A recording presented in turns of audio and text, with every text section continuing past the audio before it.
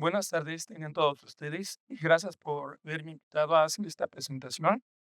El título de la presentación, como ustedes pueden ver, es Evaluación de pureza en compuestos orgánicos. Entremos directamente al aspecto metodológico. De acuerdo a el BIM, el Vocabulario Internacional de Metrología, define el resultado de una medida que es el conjunto de valores de la magnitud atribuidos al mensurante. Ahora, ese conjunto de valores va acompañado de cierta información, pero ese conjunto lo podemos representar como una función de distribución de probabilidad, pero también lo podemos representar o expresar con un valor medido y su incertidumbre asociada. En el lado derecho tenemos una expresión muy simple del modelo lineal de la medición, donde Y es simplemente el resultado de la medición y está estructurado con dos términos. Uno es el valor del mensurando que se desea medir y el segundo término es un error. Término de error que, bueno, está constituido por dos partes, que sería una parte aleatoria y otra parte sistemática. Cuando realizamos una medición repetida de una misma propiedad, observamos siempre que nunca obtenemos el mismo valor, no es un valor idéntico. La culpa o el responsable de esto es el valor E, el error, que es como una desviación que no nos permite conocer precisamente el valor de mu, el valor del mensurando que decidimos medir. Esa variación o desviación de E en conjunto, si son 10 mediciones, tenemos 10 valores de epsilon, sería, tendría un comportamiento aleatorio, el cual es heredado a la respuesta del instrumento, YI, ¿sí? Ahora, aquí la parte importante aquí está la parte metodológica. Pero bueno, ¿cuál es el impacto? Precisamente el impacto de estas mediciones o de esta teoría es para conocer, por ejemplo, cuando vamos a un experto de la salud, para conocer nuestro estado de salud, nos revisan y nos piden hacer una serie de análisis. Tenemos un resultado y posteriormente estos resultados son empleados para establecer un diagnóstico. Precisamente aquí es donde se encuentra el impacto de una medición desde el punto de vista metrológico. A continuación, pues tenemos aquí la definición de trazabilidad que nosotros conocemos y que seguramente todos ustedes lo conocen, que es precisamente una propiedad de un resultado de medición que precisamente relaciona este resultado a una referencia establecida. En este caso, por ejemplo, sería magnitud de cantidad de sustancia, a través de una cadena interrumpida de valores, cada una con una incertidumbre que contribuye a la incertidumbre final del mensurando. Ahora, ¿cuáles son los elementos claves para establecer trazabilidad? Bueno, son 6. Básicamente, el primero es especificar el mensurando. Cuando digo especificar el mensurando, me refiero a que debemos establecer o mencionar o declarar o describir el mensurando de acuerdo a tiempo y espacio. Es decir, ese mensurando o esa muestra fue obtenida hace una semana, hace un año, o un tiempo específico. ¿Y en dónde se encuentra ese mensurando y se analiza? ¿Sí? ¿En una matriz simple o en una matriz compleja? A eso me refiero, de especificar el mensurando en tiempo y espacio. El segundo punto, elegir un procedimiento de medida adecuado, ¿eh? Eh, que precisamente va a tener un modelo matemático y de acuerdo a ciertas condiciones de medición. El número 3 es demostrar mediante la validación que ese método es válido, pero es válido a través de precisamente el valor obtenido de ese modelo matemático, asegurándonos que tanto las magnitudes de entrada como las magnitudes de influencia nos permitirán, pues, garantizar que ese método es precisamente eh, para el propósito que estamos precisamente validándolo. Bueno, aquí es importante identificar las magnitudes de influencia, ya que Por ejemplo, podemos identificar 100 magnitudes de influencia, pero no todas contribuyen a la incertidumbre del valor de la propiedad del material que queremos medir. Y también elegir y aplicar patrones de medición apropiados. Y finalmente, estimar la incertidumbre. Estos serían elementos claves para establecer la trazabilidad. Ahora, declaración de trazabilidad en un compuesto.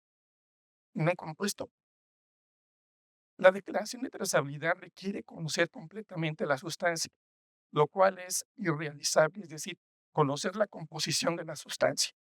Sin embargo, es posible hacer esto en la práctica a partir de un procedimiento apropiado de caracterización, el cual precisamente consiste en llevar a cabo una medición o una caracterización cualitativa y una caracterización cuantitativa, es decir, la identidad y también la composición.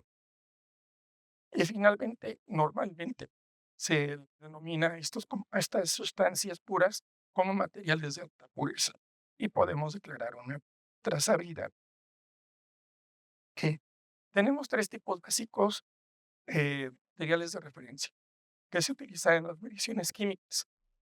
Tenemos materiales puros, disoluciones, pueden ser también mezclas de gases y de materiales puros.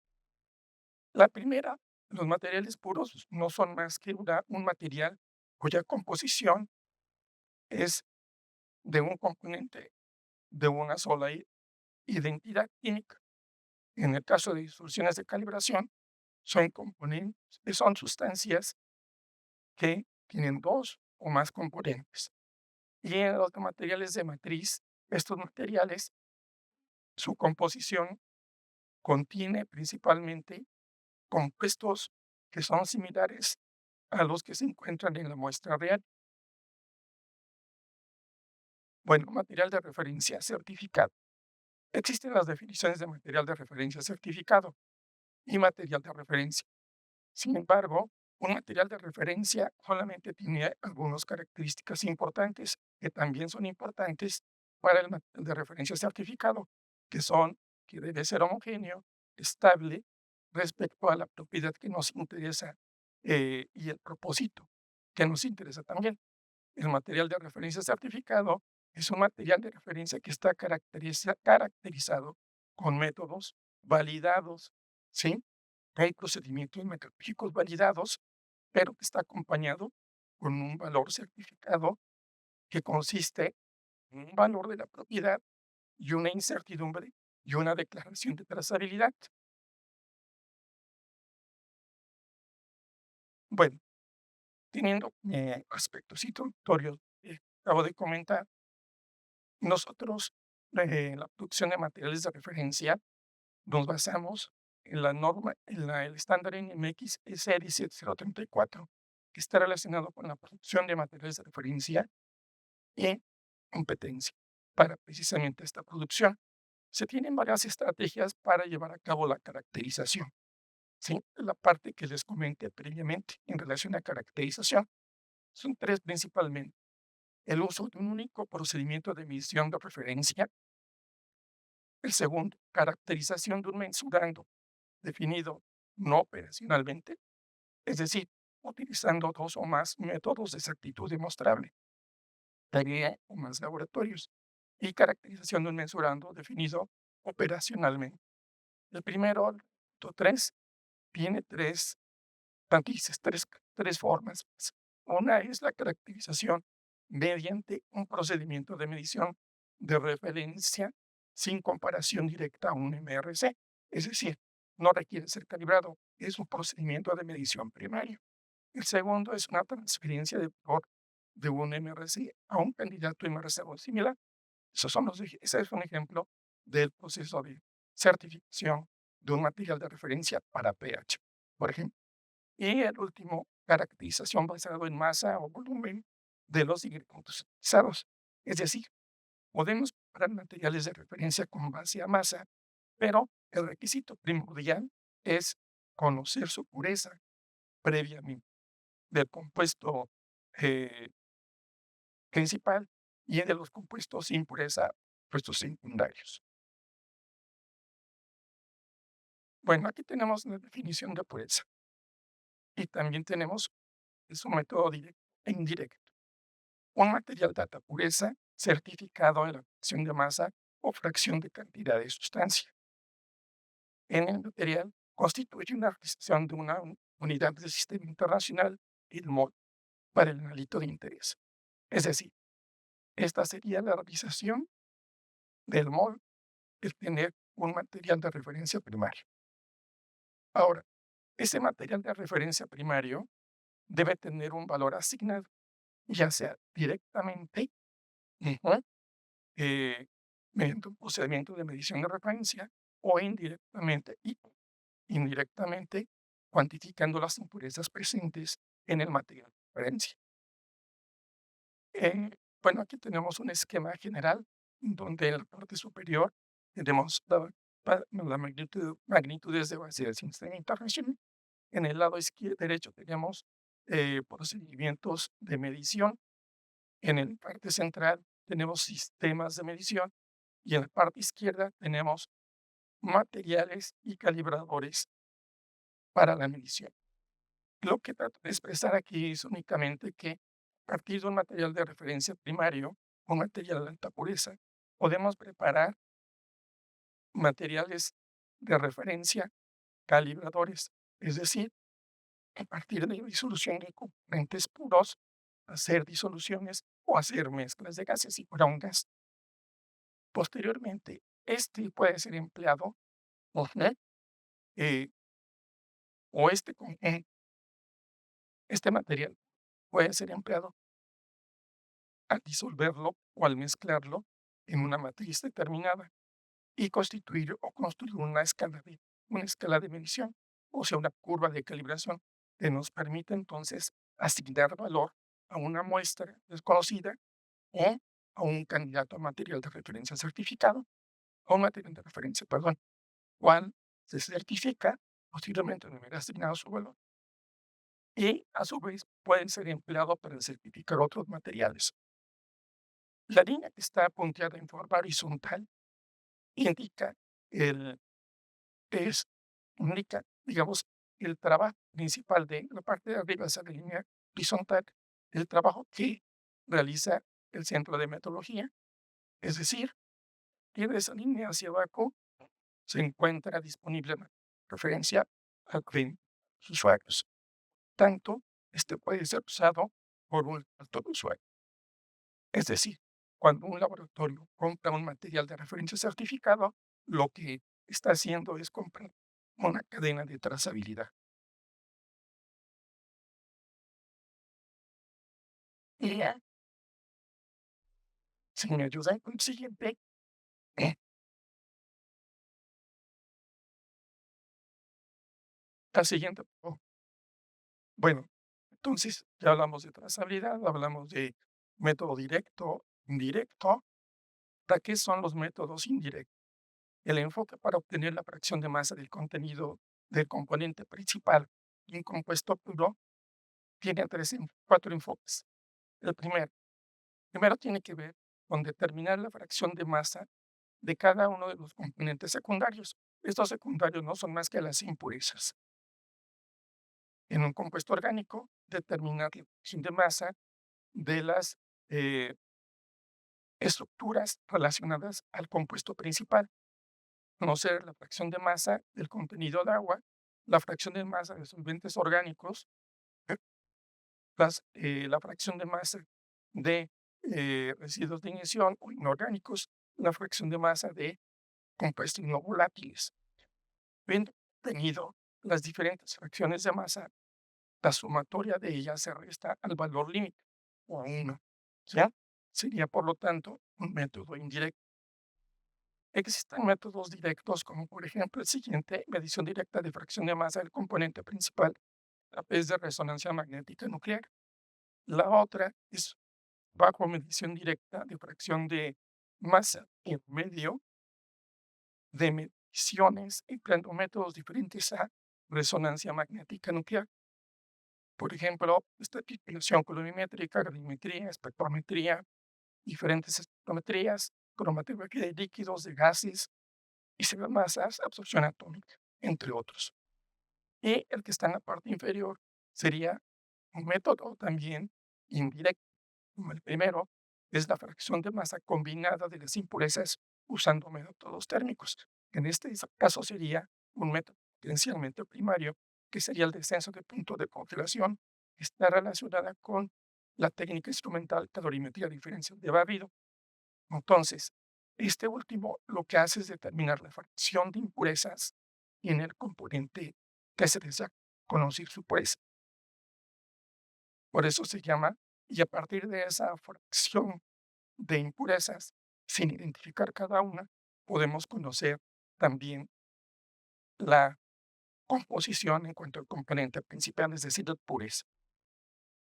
Ahora, en el extremo derecho, de acuerdo a lo que les comenté hace un momento, de los enfoques relacionados con, eh, con los enfoques relacionados con la caracterización de materiales de referencia, de acuerdo a la norma 17034, estos enfoques, al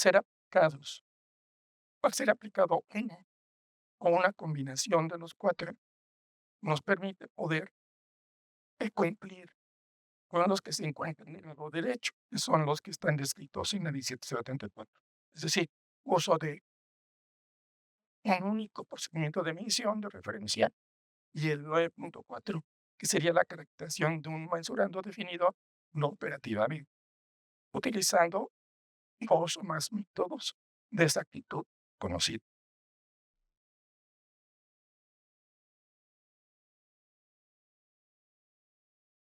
Ok. Ok. Eh, Bueno, esto que les acabo de comentar lo podemos ver aquí ilustrado. ¿Ok? Tenemos aquí una tabla en donde, por ejemplo, esto puede ser paragileno puro, el cual nosotros llevamos a cabo el proceso de certificación, producción y la asignación de valor. Entonces, en la parte de arriba tenemos cromatografía de gases con el número 1 romano. En la parte de abajo tenemos varias técnicas o métodos eh, analíticos. Bueno, en la parte de arriba tenemos cromatografía de gases. Se mide este material, por ejemplo, para Gileno con dos técnicas. Dos técnicas serían cromatografía de gases, ambos con torno de ionización de flama, diferente forma de inyección y diferente columna también. Esto se hace con el fin de reducir el sesgo, ajá, de la medición y evitar fuentes de incertidumbre comunes. Entonces, la parte de arriba se está relacionando a determinar pureza del componente mayoritario, midiendo directamente con cromatografía de gases. Ahora, luego después donde dice combinación, es decir, se combinan los dos valores tenidos con cada uno de los métodos, punto 99, 76 y 9, pero como es un proceso de certificación de un lote de materiales, previamente se tuvo que determinar la incertidumbre asociada a la homogeneidad del lote. Por eso tiene homogeneidad, un término de homogeneidad. Posteriormente se combinan las incertidumbres y se obtiene la incertidumbre estándar y la incertidumbre expandida, como pueden ver. Bueno, de abajo lo que tenemos es el método indirecto, en el cual determinamos las impurezas que contiene, por ejemplo, este paragileno. Determinamos la fracción de masa del contenido de agua, determinamos la fracción de masa pues, de parte inorgánica a través de residuos de ignición, determinamos las impurezas que son de estructura relacionada al paragileno, es decir, que tienen estructura similar, pero son impurezas, no es el componente mayoritario. Entonces, determinando, pues, como impurezas el agua, residuos de ignición y las diferentes impurezas en composición distinta de, entonces podemos determinar en la cuestión de una ecuación, como les comentaba, es la sumatoria de las impurezas que contiene el material restada el valor límite. El valor límite es 1. ¿Por qué valor límite? Porque no podemos tener una pureza de 110, de 101, etcétera, ¿verdad? Entonces, tenemos un método indirecto. Por ejemplo, sería 0.9968. Y arriba, la pureza a través de un método directo, 0.9976, los cuales a su vez se combinan, al igual que sus incertidumbres, para generar el valor de caracterización y la incertidumbre asociada a ese valor de caracterización de la.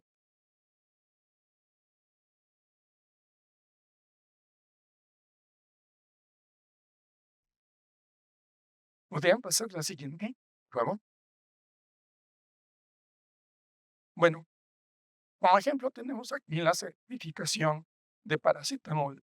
Es un proyecto que nosotros tenemos planeado, que quisiéramos hacer, donde básicamente la propiedad a certificar es la pureza, cuya magnitud es fracción de masa, y emplear tanto el enfoque directo como el enfoque indirecto con las técnicas especificadas aquí.